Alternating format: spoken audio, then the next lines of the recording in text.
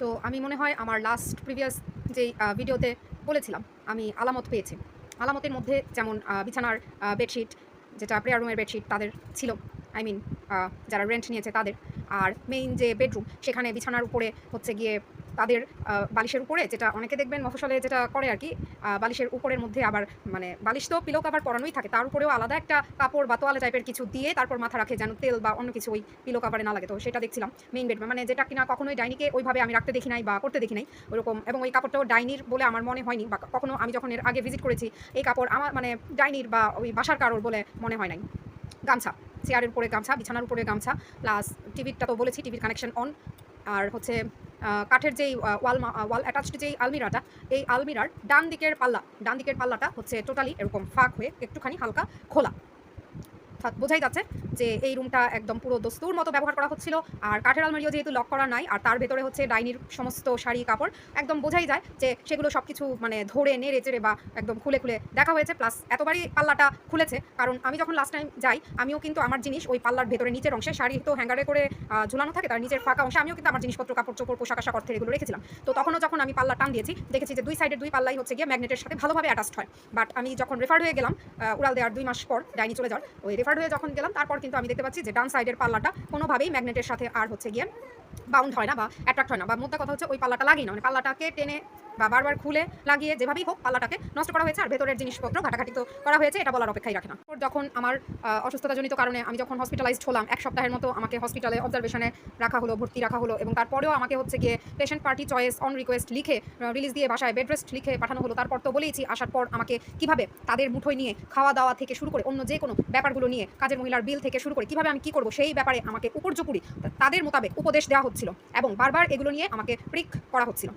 এরপর আবার caesarean emergency C section হওয়ার পর আমি যখন আমার বাচ্চারা এনআইসিইউতে, আমি যখন একা বাসায় আসি, আমার ছোটো মাসি আমাকে সেবা শুশ্রূষা করে আমাকে নিজের 2 পায়ের উপরে দাঁড় করিয়ে দিয়ে যান, এবং আমার ছেলেকেও দেখভাল করে, আমার ছেলেকেও রাখে। বলতো যে ব্রেস্ট মিল্ক পাম্প আউট করে এক্সপ্রেস করে এনআইসিইউতে পাঠানোর জন্য বটল এর ভেতর করে, কিংবা যখন অনেক সময় আমাকে কল করতো যাওয়ার জন্য বেবিদের দেখার জন্য, ওই টাইমটায় আমি অর্থকে আমার মাসির কাছে রেখেই যেতাম, মাসির কাছে রেখেই গিয়েছিলাম।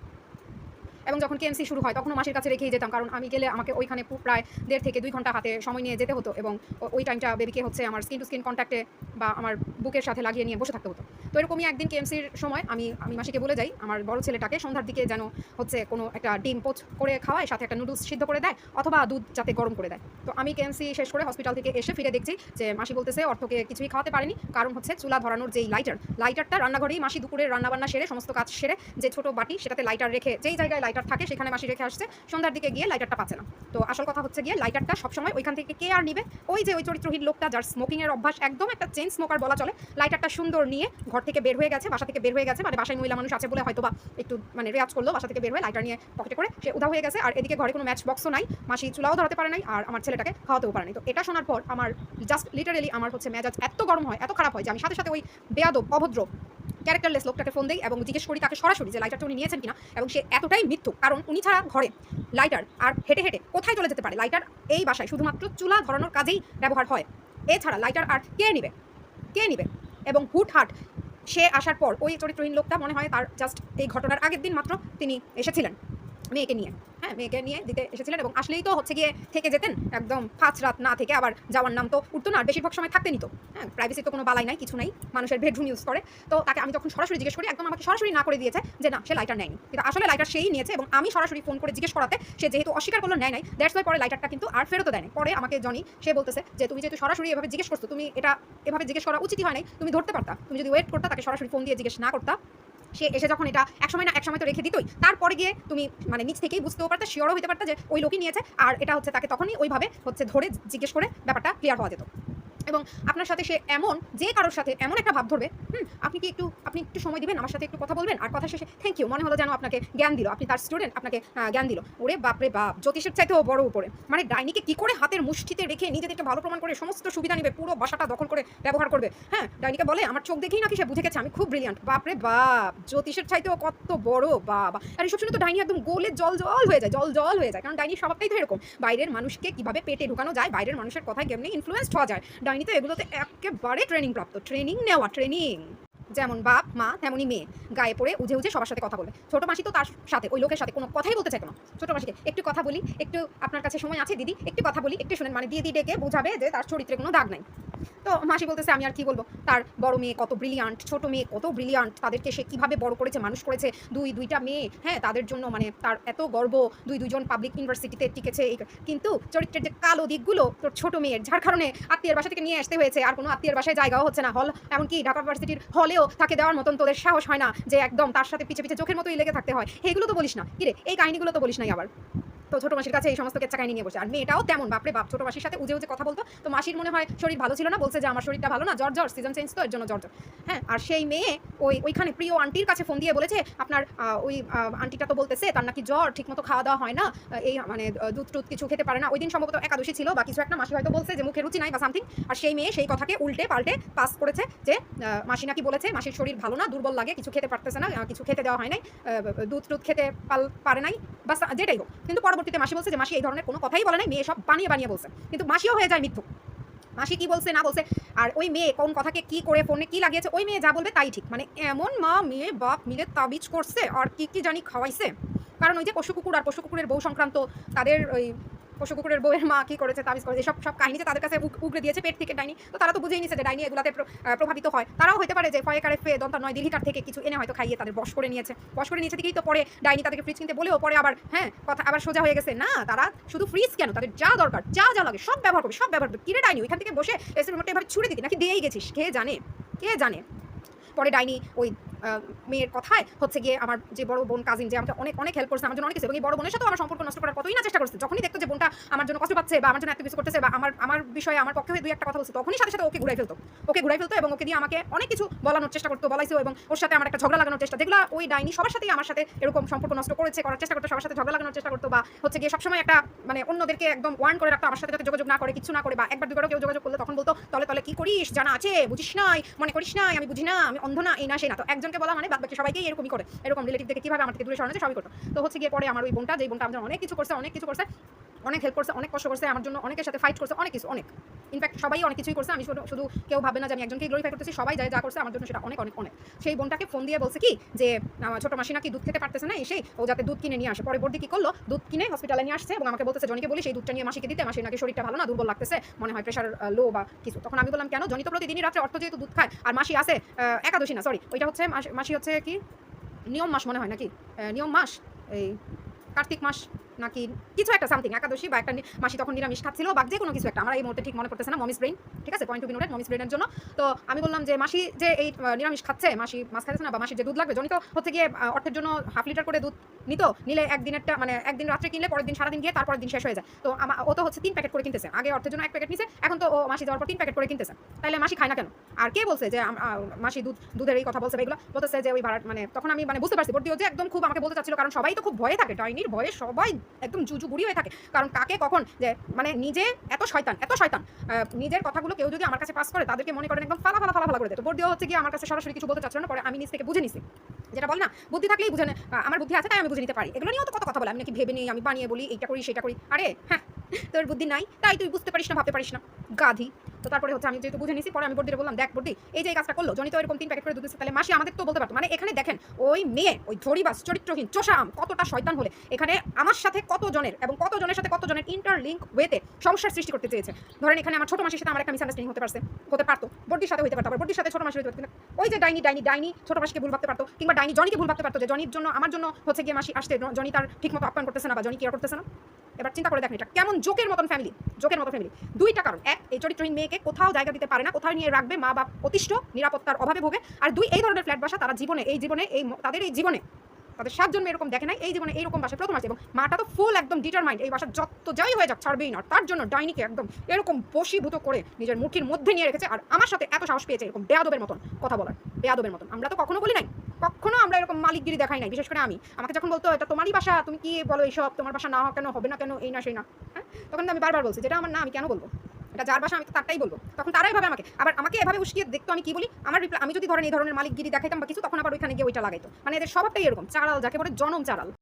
একদম চাউর করে প্রচার করা হয়েছে, টাকা দিয়েছে, ফ্রিতে থাকতে দিয়েছে, 2-2টা কাজের লোক রেখে দিয়েছে। আর কি চাই আমি? 2-2টা কাজের লোকের একটা কাজের লোক তাকে আরেক বাসার আন্টি পর্যন্ত বলে গেছে যে সেই আন্টি বিদেশ যাচ্ছে, সেই আন্টির বাসায় ওই মহিলা কাজ করতো এবং আন্টি তাকে অন পেমেন্ট ছুটি দিয়ে বলছে যে অনন্যার যদি কোনো প্রয়োজন হয় এবং কিছু করতে বলে তুমি ওকে হেল্প করবা। ওই কাজের মহিলাটা, যার নাম মর্জিনা, সে প্রথম দিকে আমার সাথে ভালোই ছিল, আমাকে বলতো কিছু লাগলে করতে লাগলে বইলে না পা নিজে থেকে। যেই না ওই নীল প্লাস ইমন নীল নীল নীল নীলি তাকে ফোনে ওই ফয়কার ফে দন্তা 9 দীর্ঘিকার থেকে ফোন দিয়ে আমার বিরুদ্ধে উস্কাইতে লাগলো, তখন থেকেই দেখি সে বেঁকে আছে। সে শুধু আমাকে 2 দিন, জাস্ট 2 দিন রাতের ভাত রান্না করে দিয়েছে আর একটা সবজি তরকারি করেছে, জাস্ট 2 দিন আমি যাওয়ার পর তখনও আমার ডেলিভারি হয় নাই, ডেলিভারির আগে। আর তারপর 3 দিনের দিন থেকে আমি যখন তাকে ফুলকপির বড়া করতে বললাম, ওই মহিলা ওইখান থেকে হচ্ছে গিয়ে মানে ওই মহিলাটাও ছিল, ওই মহিলা তখনও তো ফেনী থেকে তো পরবর্তীতে অনেক ঘুরাইছে। আর যখন সে নিজে ঢাকাতেই ছিল, ওই যে মেয়ে নাকি লেবেইডে স্যালাইন ছিল, যেদিন আমি রেফার হয়ে যাই আমি গিয়ে তাকে বাসায় পাইনি, তো লেবেইডে নাকি ভর্তি ভর্তি ভর্তি কি একদম সিরিয়াস কন্ডিশন। তো তখন মর্জিনাকে এরকম বলে রাখছে যে আমার কিছু জানে না করে। তো আমি ফুলকপির বড়া করতে বলছি, সে না করে সে তাদের কাজ করে যাওয়ার আগে বলতেছে যে কিভাবে কি দিয়ে কি করবো আমি বুঝি নাই, আমি এই কারণে করি না। এরপর ওই মহিলাকে আমি আর একটা কাজের কথা কোনো দিন বলি নাই। সেও এসে আগে যেমন একটা জিজ্ঞেস করতো যে আপনার কিছু করতে লাগবে কিনা, ওই ফাজিল মহিলাটার ইনস্ট্রাকশন পেয়ে দেন ওইটা জিজ্ঞেস করাও বন্ধ করে দিয়েছিল। এমনকি আমার হাজব্যান্ড মাঝখানে ওদের ডেলিভারির আগে আমার ভাসুরকে রেখে অর্থ দেখভালের জন্য আমার ভাসুরকে রেখে আমাকে একলা রেখে আমার যখন বেড রেস্টের কথা, তখনও চাঁদপুর আসছে 2 দিন না 3 দিনের জন্য, এবং আসার আগে 7 দিনের বাজার করে দিয়ে গেছে। এবার আমি আমার সবজিগুলো হচ্ছে ফ্রিজের সবজির বক্সে রেখেছি। তো জনি হচ্ছে আগের দিন বাজার করলো, জাস্ট পরের দিন আমি সকালে ঘুম থেকে উঠে দেখতে পাচ্ছি ফ্রিজ খুলে যে সবজির বক্স খালি। তাহলে সবজি সব কোথায়? তারা 2টা এরকম পেঁপে আর হচ্ছে কি জানো আনলো, পেঁপে আর হচ্ছে কি মানে তারা বেগুন কিনে, পেঁপে কিনে, এগুলো কিনে, হ্যাঁ সবজি বাজার করে, একদম ভোরে সবজি বাজার করে। তাদের সাথে খেতে একদম গিট্টু লাগানো। এবং তাদের হচ্ছে তারা দিদির সাথে একসাথে খাওয়া দাওয়ার খরচটা তাহলে অনেক কমে যায়, দিদির উপর দিয়ে অনেকখানি চালানো যায়। আর দিদির রেখে যাওয়ার রেশন থেকেই তো সব কিছু চালাচ্ছিল, এর জন্য আমাকে টানছিল তাদের সাথে খাওয়ার জন্য। আমি রাজি হই নাই দেখে আমার পিছনে জোকের মতো লেগেছিল। আর হালিমাকে দিয়ে যে কাজ করাইছি বা আলাদা রান্না করলে হালিমাকে দিয়ে যে আমি রান্না করাবো, তারা কেন টাকা দিবে? আমি আর জনি এই টাকা যাবো দেই, এটা বলতে তোর পারতেছে না, সরাসরি বকশিস যেন দিই। তো যেখানে ছিলাম আমি ফ্রিজ খুলে দেখি সবজির বক্স খালি, এবং আমার জনি কি সবজি আনছে এটা তো আমার মাথায় ছিল। আমি দেখতেছি যে জনি রান্না সবজিগুলোর সাথে পেঁপে আর বেগুন, এবং এগুলো নাকি তাদের। তো রাতের বেলায় মর্জিনা আসলো, আমি জিজ্ঞেস করলাম আমাদের সবজি তো এত তাড়াতাড়ি শেষ হওয়ার কথা না। দুপুরে আমি হালিমাকেও জিজ্ঞেস করে রাখছি যে হালিমা আপা সবজি কি এত তাড়াতাড়ি? বলে না, মাত্র একদিন হয়েছে রান্না হয়েছে, এত তাড়াতাড়ি কিসের শেষ হবে? আর আপনি কি ফ্রিজ থেকে নামাইছেন? না, আমি ফ্রিজ থেকে নামাইনি, আমি তো বাইরেই পাইছি। তাহলে কে নামাইলো? মর্জিনার আগের দিন রাত্রে এই কাজ করছে, পরের দিন আসছে রাতের বেলায় কাজ করতে আসতো মর্জিনা। আমি জিজ্ঞেস করলাম আপনি কি সবজি নামাইছেন? বলে ওই যে ওই আফার মাই কইছে, ওই খালাম মাই কইছে আপনারা তো একসাথে খাওয়া দাওয়া, এই কারণে। আমি বললাম একসাথে খাওয়া দাওয়া মানে? আপনার আম্মাই তো এই সিস্টেম করে থইয়া গেছে, আপনার আম্মাই তো একলগে খাওয়ান দাওয়ান, উনিই তো রান্না করে, আমি তো বেশি সময় রান্নাও করি না, আমার অন্য কাজ দেয়, অন্য কাজ থাকলে অন্য কাজ করি। তো আমি বললাম এটা হয়তো বা তার সাথে একসাথে খাওয়া দাওয়া, কিন্তু আমি তো তাকে স্পষ্ট না করছি যে আমরা একসাথে খাচ্ছি না। ওই খালাম মাই কইছে ফ্রিজের থেকে সব সবজি বাই করে হ্যাঁ সবজি ডিলগে মিলায় রাখতাম, হ্যাঁ আর কইছে যে আপনারা কইতাম হ্যাঁ তার থেকে আপনারাও খাইতেন। আমি বলছি উনি যখন এগুলো বললো তখন আপনি কি আমাকে একবার ডাক দেওয়া প্রয়োজন মনে করেন না? আপনি কি আমাকে একবার ডাকতে পারতেন না? ওই নীলের কত বড় সাহস। আর ওই মেয়েটা তারও 2.5 থেকে 3 মাস পর মর্জিনাকে আমি যখন একদিন কসকে ধরেছিলাম যে ওদের বাজার ওদেরকে আনতে বলবেন, আমার বাজার আমি আলাদা করে রাখছি, যখন আমার সাথে তর্ক করলো, হ্যাঁ সারে কি বাজার করে না, আপনাদের থেকে আর কিনা হয়েছে এই একটা আলু একটা পেঁয়াজ না, একজনের নিলে কি একজনের কত খায়, আর এই আপাই তো তেমন খাই না, এত কথা কোত্থেকে আসে? আর একটা কাজের মহিলার সাহস কোত্থেকে পায়? যদি ওই ভাড়াইটা কুত্তা ফ্যামিলি যদি তাদেরকে সাহস না দেয়, তাকে সে এত কথা কিভাবে বলে? যেখানে আমি বারবার বলছি খাওয়া দাওয়া ওদের সাথে আমি করি না, একসাথে না। আবার বলতেছে কি সে বলে রাখছে নাকি তার সবজি থেকেও খেয়ে বলতে, তার কথা মতো মনে হয় সবাই। পরে 2 মাস যখন এরকম আমি আবার মর্জিনাকে কসকে ধরেছি, তখন সেই মেয়েটা এসে হ্যাঁ মর্জিনাকে বলছে ওনার সাথে কথা বলবেন না, উনি এরকমই হ্যাঁ উনি কতক্ষণ ধরে আপনার সাথে কথা বলছে। মেয়ে বাইরে গেছিল, কার সাথে যেন বাইরে গেছে খাইতে সবসময় কোনো না কোনো পুরুষ আসা যাওয়া ওদের থাকে, এবং বলবে কি রিলেটিভ কই কোনো মহিলা আসতে দেখি না। হ্যাঁ পুরুষ এনে অ্যাড্রেসটা দিয়ে এটাকে একটা ওই যে ব্রথেল বানানোর চেষ্টা হচ্ছে বোধহয়, ব্রথেল। হ্যাঁ তাদের সব আত্মীয় রাত 10টার সময়ও পুরুষ মানুষ আসে ঘরে, তাদের সব ভাই লাগে, ভাই। এরপর দেখেন ওই মেয়ে কত বড় ফাজিল। আমি বললাম যে মর্জিনা একবার এরকম কাজও করছে, বলতেছে দিদি কেন আপনার আলাদা রেখে মর্জিনার সাথে কি ব্যাপারে কি নিয়ে কথা বলতেছেন? পরে আবার মর্জিনার সাথে বলতেছে আমার সাথে কথা না বলে আবার আমাকে ডেকে নিয়ে বলতেছে ওরা তো কাজের লোক এমনই করে দিদি কি হয়েছে বলেন তো কি নিয়ে? তখন আমি বললাম আমি জাস্ট বলছি যে তোমাদেরটা যদি শেষ হয় আঙ্কেল থাকলে আঙ্কেলকে বলতে বাজানো, আর আঙ্কেল না থাকলে যেন তোমাকে বলে বাজানো, তুমি নিয়ে আসবে তোমাদেরটা, তুমি তো আনোই স্বপ্ন থেকে সবকিছু। বলে না দিদি ও তো এরকম শেষ হলে তো বলে না, অথচ এদিকে আমাদের পেঁয়াজ রসুন সব লাট ফাও করে দিছে একদম 3 মাস, যেই 3 মাসে আমি অসুস্থ ছিলাম, সিজার হয়েছে এবং বাচ্চা নিয়ে নাইছি তো দৌড়াদৌড়ি। যখন আমি বাসায় এসে থিতু হইলাম বাচ্চা নিয়ে নার্স নিয়ে, তারপরে যখন এগুলো আমি ধরলাম তখন মেয়ে বলে ও মর্জিনা তো এরকমই শেষ হইলে না দিদি বলে না আপনাদের থেকে নিয়ে নেয়। তো নিয়ে নেয় জানিস যখন, তোরা কেন বলিস না কিছু? হ্যাঁ আমি বললাম এরকম তো আগেও করেছে, সবজি একসাথে মিশিয়ে রেখেছে, তোমার মা নাকি বলছে মিশাইতে। না দিদি মা বলে নাই, মিথ্যা কথা, মর্জিনা মিথ্যা কথা বলে। আর তারপরে আবার সেই কথাগুলোকে সব আবার ঘুরিয়ে পেঁচিয়ে ওই যে ওইখানে শাশুড়ির কাছে, শাশুড়ি আন্টি বলি কি, আন্টি বললে তো ভুল হয়ে যায়, শাশুড়ি। আরে মন থেকে মনই সব, মন থেকে যাকে ভালো লাগে, যাকে বউ করে নেওয়ার ইচ্ছা হয় সে বউ হয়েই যায়। মন থেকে যাকে শাশুড়ি মা মানা হয়, আন্টি ডাকলে কি হবে, সে শাশুড়ি হয়েই যায়। তো শাশুড়ির কাছে ওইভাবে লাগাইতো, আর শাশুড়ি এখান থেকে আবার আমাকে ভাটাম দেওয়ার জন্য জনির মোবাইলে মেসেজ পাঠাইতো, বর্দির মাথাটা চিবিয়ে ঘুরাইতো, বর্দিকে দিয়ে এটা সেটা বলাইতো, বর্দির সাথে আমার একটা ঝগড়া তৈরি করার চেষ্টা করতো। ডাইনি কি হুবের ডাইনি। আরে আমাদের সাথে একসাথে খাওয়া, আমরা তো ঘরের মানুষ দিদি, আর আমরা একদম ঘরের মানুষ দিদি। দিদি দিদি তো আমাদের কাছে সব কথা কয়। আরে দিদি আর আমরা একেবারে ঘরের মানুষ, ঘরের মানুষ। জনি তোমার আঙ্কেলের সাথে গিয়ে বাজার করো যাও। আঙ্কেল আর আমরা আমরা ঘরের মানুষ। তোমার এই আঙ্কেল কিন্তু ঘরের মানুষ। হ্যাঁ ঘরের মানুষ তো হবেই। প্রথম মনে করছিলাম প্রথম মনে করছিলাম রে ধর্মের ভাই পাতিয়েছিস, পরে বুঝলাম না না না, ধর্মের ভাই হলো এটার মধ্যে একটা ডিস্টেন্স থাকে, অন্য কিছুই পাতিয়ে বসেছিস। ভাইয়া দিন মে ভাইয়া और मैं সাইয়া বানুগি ছাইয়া চাইয়া। চরিত্রহীন যেমন ডাইনি তেমন চরিত্রহীন ভাড়াটিয়া। এর জন্যই ঘরের মানুষ হয়েছে, ঘরের মানুষ। হ্যাঁ হ্যাঁ, যে মিডিয়া ধরে আসছে, কিরে ডাইনি তোর সাথে পরিচয় ছিল, যে মিডিয়াটা ধরে আসছে সেই মিডিয়াও তো তোর আত্মীয় লাগে না। তোর সব ঘরের মানুষ, তোর সব ঘরের মানুষ। তুই এত অমায়িক, অনেক অমায়িক কিন্তু তুই। মেয়ে একেবারে ননির পুতুল, খেয়ে নিজের প্লেটও ধুতে পারে না, এমনকি টেবিল থেকে নিতেও পারে না। মর্জিনা আসে নাই 2 দিন, সেই 2 দিনে সে ফার্স্ট যেদিন মর্জিনা আসলো না সেদিন খেলো, সেই থালাটা নিয়ে সিঙ্কে রেখে দিল। সিঙ্কের মধ্যে কিছু হলেই জমায় রাখতো, একদম দুপুর থেকে সকাল দুপুর 3 বেলার জমানো থাকতো। আমরা আমাদের বাসন রাখার জায়গা পেতাম না, তো জনি হচ্ছে গিয়ে, আমি যেহেতু অসুস্থ থাকাতে বা অসুস্থ না থাকলেও জনি যেটা করে সেটা তো করি, জনি হচ্ছে আমাদেরগুলো ধুয়ে টুয়ে রেখে চলে আসতো। এরকম একবার না ইনফর্ম করে আমাদেরকে বলতেছে যে মর্জিনা নাকি ইনফর্ম করে নাই, ইনফর্ম ছাড়া আসে নাই। তো হচ্ছে সে যে 2 রাত মর্জিনা আসলো না, 2 রাতে তার 3 বেলার সমস্ত খাবারের বাসন কোসন, তার নিজের যে বাটি প্লেট, তাদের যে থালা সেটা খেয়ে সেটা এটোটা রাখছে হচ্ছে। পরে যখন বুঝতে পারছে যে সিঙ্কে রেখে জমে যায়, তখন হচ্ছে ওই যে আমাদের মানে ডাইনির রান্নাঘরের পাশে স্টোর রুমের মাঝখানে মিডলের যে একটা ফাঁকা অংশে একটা এরকম হাউসের মতো আছে, সেই হাউসের মধ্যে 2 দিনের 3 বেলা করে সমস্ত খাবার থালা জমিয়ে রেখেছে। এবং যখন দেখলো নিজের থালাগুলো সব মানে নোংরা হয়ে গেছে, 2টা থালা আর নাই, তখন আমাদের কাচের প্লেট, আমরা ওইখানে 4টা মানে 3টা বড় বড় মানুষ প্লাস অর্থ সহ 4জনের খাবার থালা, 3টা কাচের প্লেটকে 2টা কাচের প্লেট সে এটো করে ব্যবহার করে খেয়ে ভাত খেয়ে না ধুয়ে ওই হাউসের মধ্যেই রেখে দিছে।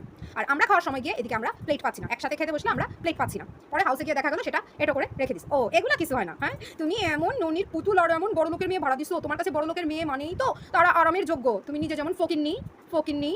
হ্যাঁ মনে আছে একবার কার বউয়ের কথা জিজ্ঞেস করছিলাম যে বিয়ে যে করছে মেয়ে কি করে, হ্যাঁ মেয়ে কি চাকরি বাকরি করে কিছু? আরে না চাকরি করে না, কিন্তু মেয়েটার বাবার অনেক টাকা, মানে যার বাপের অনেক টাকা তার সেই মেয়ের চাকরি না করলেও হয়। কিরে ডাইনি তোর বাপেরও তো অনেক টাকা ছিল, তোর ভাইদেরও। কিরে তুই চাকরিতে ঢুকেছিলি কেন? কি স্বাধীনতার জন্য? স্বাধীনতা হ্যাঁ নারী স্বাধীনতা তো শুধু তোর জন্য। কিরে নারী স্বাধীনতা শুধু তোর জন্য, আর যাদেরকে তুই একদম নার্সিসিস্টের মতো এরকম মুঠোয় বন্দি করে রাখছিস তাদের চাকরি তো তোর একদম, তাদের চাকরি করা 2 চোখে দেখতে পারিস না, যাদেরকে একদম মুঠোয় রাখতে হবে, একদম চিবিয়ে তোর পায়ের নিচে পিষ্ট করতে হবে, তাদের চাকরি খাওয়ার জন্য কত ষড়যন্ত্রই না তুই করতে পারিস, মাটা বুঝতে পারলেন?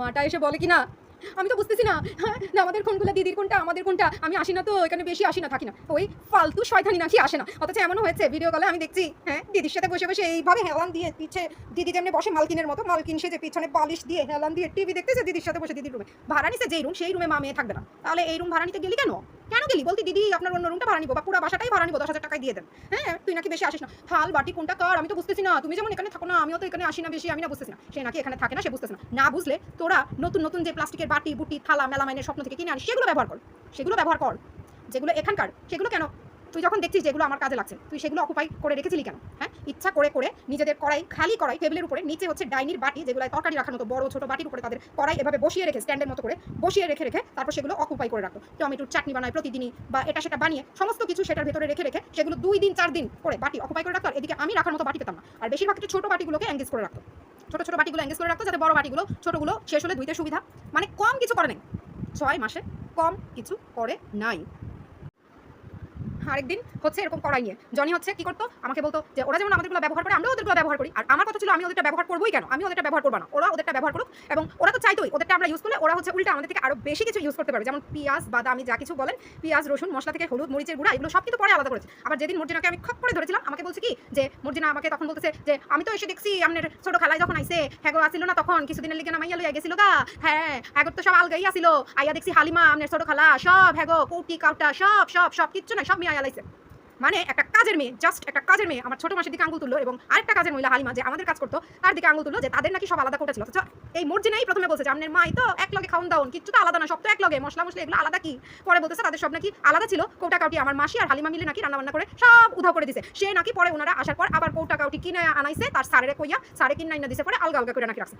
লবণ কিনতোই না, লবণ বলেন, আর শুধু একটা লোক দেখানো ওই সানফ্লাওয়ার নাকি অয়েল সেটা দেখায় রাখতো। সেটা শেষ হলো এই একটা খালি তেলের টিন, 6 মাস না 5.5 মাস দেখলাম।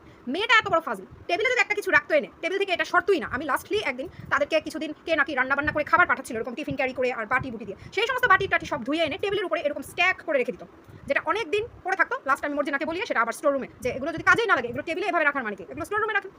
ও এগুলো বলাতে আমি মালিকগিরি দেখাইছি, আমি হেনস্থা করেছি, আমি তাদেরকে হয়রানি করেছি, আমার জন্য তারা এই বাসায় আসতে পারছে না, থাকতে পারছে না, ঢুকতে পারছে না, আমি থাকলে তার মেয়ে আসবে না। ওই চরিত্রহীন মেয়েটা আসবে কি করে? সে তো জানে সে কি করে। শুধু বাপটা থাকলে একটু ক্লাস করতে যায় আর একটু সোজা থাকে, নাইলে কি বেলাল্লাগিরি করে সেটা তো দুই চোখে দেখে আসছি। হ্যাঁ, একজন বেলাল্লা যখন আরেকজন বেলাল্লাকে ভাড়া দেয় তখন সেই ভাড়াটি আর বেলাল্লাপনা ঢাকতে মালিক বেলাল্লা তার আত্মীয় স্বজন আসলে তাদের কাছে তার সমস্ত কিছু তো ঢাকবেই। অন্য কোথাও রাত কাটালে বলবে মামার বাড়ি গেছে, এই গেছে সেই গেছে, ঢাকবেই, তাই না? নিজেও তো একসময় হয়তো এগুলোই করেছিল। দুইটাই তো মফস্বলের কিনা। হ্যাঁ, আবার পোশাক আশাক দেখলে বুঝবেন না যে এই মেয়ে মফস্বল থেকে উঠে আসছে, বুঝবেনই না। আমাকে নাকি দুই কাজের মহিলা দিয়ে কত আরামে রেখেছে যারা একজন কাজ করেই নেই। আর হালিমাকে কিভাবে তাড়ালো দেখলেন তো, কিভাবে তাড়ালো। হালিমাকে তাড়িয়ে কিভাবে আমাকে দিয়ে রান্না বান্না করানো যায়, আমাকে দিয়ে কাজ করানো যায়। তখন মাত্র সিজার হয়েছে, আমার 2 মাসও হয় নাই, 2 মাস হয় নাই। অবশ্যই এটা ব্যাপার না। সিজার হওয়ার পর কতজন নাকি 3 দিন হয়ে গেলেই সোজা হয়ে দাঁড়িয়ে রান্নাঘরে গিয়ে কাজ কাম করে। আর এমন কি ডাইনির কথায় বাচ্চা নেই নয়, ডাইনির কথা না শুনে তো আবার এত আরাম করবো কি আবার? আরাম কি? তারপরে আবার আমার বাচ্চাদের জন্য এত টাকা খরচ হয়েছে। আমার বাচ্চারা মরে গেলেও নাকি যারা টাকা পাঠিয়েছিল তারা টাকা দিতই না। ডাইনির কথায় তারা টাকা দিয়েছে। ডাইনি তাদেরকে এসে নাকি টাকা ফেরত দিয়ে দিবে। টাকা ফেরত দিল কি দিল না, that doesn't matter to me. যারা টাকা দিয়েছেন তারা আমার বাচ্চার জন্য জেনে বুঝে শুধু আমার বাচ্চার দিকে, বাচ্চার কথা ভেবে বাচ্চাটাকে বাঁচাতেই দিয়েছেন। আমি এটা বিশ্বাস করি, এখনও আমি এটাই বিশ্বাস করি। আমি এটা বিশ্বাস করি না যে ডাইনির কথায় তারা আমাকে টাকা দিয়েছে আমার বাচ্চার চিকিৎসার্থে। আর সবচেয়ে বড় কথা, আমি কারো কাছ থেকে টাকা নিতে চাই নাই, হোক সেটা ডাইনি অথবা ডাইনি যাদের কাছ থেকে ম্যানেজ করেছে। আমি সাহায্যের আবেদন করতে চেয়েছিলাম, আমাকে সেটা করতে দেওয়া হয় নাই। আর যেহেতু করতে দেওয়া হয় নাই, সেটা টাকা দে না। তুই টাকা ফেরত দিলেও তোর সেই ক্রেডিট নাই। কারণ আমি যখন আমার বাচ্চার চিকিৎসার খরচগুলো করেছি, যেই টাকাটা আমার হাত দিয়ে বা জনির হাত দিয়ে ডাক্তারদের ওইখানে বিল হিসাবে গিয়েছে, সেটা তোর অ্যাকাউন্টের টাকা না, তোর উপার্জিত টাকা না, সেটা অন্যদের কষ্ট করা টাকা, যারা আমার বাচ্চার জন্য স্নেহাদ্র হয়ে বা করুণা দেখিয়ে আমাকে টাকাগুলো দিয়েছে, সেটা তাদের টাকা। কাজে সমস্ত ক্রেডিট, সমস্ত গ্র্যাটিটিউড, সমস্ত কিছু তাদের উদ্দেশ্যে। এবার তুই তাদের যতই টাকা ফেরত দে, আমার কাছে এটা কোনো ম্যাটারই করে না। হালিমাকে কিভাবে ভাগিয়েছে জানেন? ওই যে আলোর দিশারিটা, ওর তো সহ্য হচ্ছিল না। যদি হালিমা আমাকে রান্নাবান্না করে দিচ্ছে, কাজ করে দিচ্ছে, যেটাই করে দিচ্ছে, তাহলে তো আমার এখানে থেকে যাওয়ার সম্ভাবনা বেড়ে যাচ্ছে। ওর তো সহ্য হচ্ছে না। ও তো ছেলে ঢুকানো মেয়ে, কয়দিন আর ওই ছাড়া থাকতে পারে? বাপ মা কি আর উড়াল দেওয়ার পর সবসময় ওর সাথে ছিল নাকি? হ্যাঁ, সবসময় কি থাকে? মাটা তো মেয়েকে একা রেখে তার বাসায়, মাসির বাসায়, আত্মীয়ের বাসায়ও করতে যায়। আর ওই মেয়ে, ও মা, একদিন দেখি ফ্রেন্ডের দল নিয়ে আসছে। ওরে বাবা, রান্নাঘরের কাউন্টারের উপর বসে কি গল্প, ডিবানের উপরে পা তুলে বসে চেগিয়ে বসে কি গল্প। আরে এটা তো ওর আন্টি না, এটা ওর শ্বশুরের বাসা, শাশুড়ির বাসা, এটা ওর শ্বশুর বাড়ি। তো তো তো শাশুড়ির বাড়ি থেকে আমাকে ভাগাতে লাস্ট পর্যন্ত আলোর দিশারি তার মাকেই ধরলো। মাকে দিয়ে হালিমাকে ভাগানোর ব্যবস্থা করলো। হালিমা নাকি কোনো কাজ করে নাই, আমি নাকি রান্না করেছি, আর জনি নাকি সব কাপড় দিয়েছে। ওরা দেখেছে সব। বাপটাও ফোনে বলেছে ডাইনিকে। এবার দেখেন ডাইনির বুদ্ধির বহর কত। সবাইকে বললো আমাকে নাকি দুইটা কাজের লোক দিয়ে তো আরামে রেখেছে। আবার এখান দিয়ে হালিমাকে বললো যে তুমি কি কাজ করেছো, তোমার আপা রান্না করেছে। হ্যাঁ, আর আপার জামাই নাকি সব কাপড় চোপড় ধুয়েছে। মানে কাজের মহিলাকে বলতেছে তুমি কাজ করো না, ওরা কাজ করছে। আর এদিকে অন্যদের কাছে বলতেছে আমাকে কাজ না করার জন্য, আরাম দেওয়ার জন্য নাকি 2 কাজের মহিলার ব্যবস্থা করে দিয়েছে। যারা শুনছেন কিছু বুঝতে পারলেন? একটু ভাবেন। আমাকে আরাম দেওয়ার জন্য 2টা কাজের লোকের ব্যবস্থা আছে। তার রিপ্লেসমেন্ট ডাইনির, কারণ ডাইনি তো নতুন বেবিসিটার ন্যানির চাকরি পেয়ে গেছে। 2টা কাজের লোক আমাকে সাহায্য করছে। আর এদিকে এক কাজের লোক, যেটা প্রকৃত অর্থে শোনা কথায় সবাইকে বলেছে, সবাইকে শুনিয়েছে, 2 কাজের লোক। কিন্তু যার একজন আমার কাজই করে না, ওই নীলির বুদ্ধিতে, আরেকজন যে আসলেই জেনুইনলি আমাকে হেল্প করছিল, তাকে ওই আলোর দিশারির কান ভাঙানি মিথ্যা কথা বলে যে তুমি কোনো কাজ করো নাই, তোমার আপা রান্না করছে আর তোমার দুলা ভাইয়ে কাপড় ধুইছে। এটা যেটা হয়েছিল যে আমাকে সম্ভবত ওই আলোর দিশারি একদিন নুডলস বানাতে দেখেছে সকালের নাস্তা হিসেবে। নাস্তাটা তো আর হালিমা এসে করে দিত না, আর সবসময় আমি নাস্তা করতাম না, আর আমরা যেহেতু রাত্রে ঘুমাতে পারতাম না, সকালে ওইভাবে উঠাও হতো না ব্রেকফাস্ট টাইমে। তো একদিন এরকম নুডলস করতে দেখেছে সকালে। আর জনি তো হচ্ছে বাচ্চাদের পায়খানার যেই কাপড়গুলো সেগুলো ধুতো, বাপটা দেখেছে জনিকে কাপড় ধুতে। তো তারা ভেবেছে হালিমা এইসব কোনো কাজই করে না, হালিমা কোনো কাজ করে না, আমি রান্না করেছি আর হালিমা কাপড় ধুয়েছে, মানে জনি কাপড় ধুয়েছে, হালিমা কি করেছে এই কথা বলাতে তো হালিমা একদম আবার হালিমাকে রান্নার জন্য জানুয়ারি মাস থেকে নাকি আলাদা করে কন্ট্যাক্ট করেছে, আলাদা করে এমন টাকা দিয়েছে। হালিমার কাজই করলো না, বললো যে এই মহিলার কাজই আমি করবো না, কবে আইবো, হ্যাঁ টাকা নিয়ে এটা সেটা, মানুষ বাসে কয়দিন, এই কথা আর কাজই করলো না। হ্যাঁ, তাহলে হালিমাকে ভাগালোটা কে? আমাকে আরাম দিয়েছে আরাম। ওরে বাপরে, সিজারের আবার কিসের আরাম লাগে? হ্যাঁ, সিজার হলে কিসের আরাম লাগে? ডাইনির সিজার হয়েছে না, ডাইনির 2টা সিজার হয়েছে না। ডাইনি তো পরদিন থেকে একদম সব কিছু একদম সব নিজের হাতে নিয়ে, ডাইনির 2টা বাচ্চা ডাইনি একা পেলে পুষে বড় করছে, সাথে রান্নাবান্না করছে, আমার বাপকে খাওয়াইছে, কত কিছু করছে। তাহলে কিসের আবার কাজের লোক লাগে? হ্যাঁ, এর জন্য হালিমাকে ভাগাই দিল। আর মোদ্দা কাহিনী হচ্ছে হালিমা তো জানতো ডাইনি শয়তানিটা মুখে এক কথা বলে গেছে, কারণ হালিমা জানতো ডাইনির জানুয়ারিতে ব্যাক করার কথা ছিল। যখন দেখলো জানুয়ারিতে ব্যাক করে না, হালিমা তো বুঝে গেছে এই মহিলা তো টাকা নিয়ে অনেক কিছু করবে। কারণ এর আগেও নর্মালি যখন হালিমা কাজ করতো তার সাথে স্যালারি নিয়ে এরকম বাগবিতণ্ডা হইতো, ও বাড়াইতে চাইতো না। পরে দেখেন হালিমাকে বিদায় করে তার মনে হয় 15 দিন পর আরেক মেয়েকে ঠিকই হালিমার চাইতে বেশি টাকা দিয়ে রাখলো। তো হালিমা একটু বাড়তি চেয়েছিল, সেটা দেওয়া যেত না?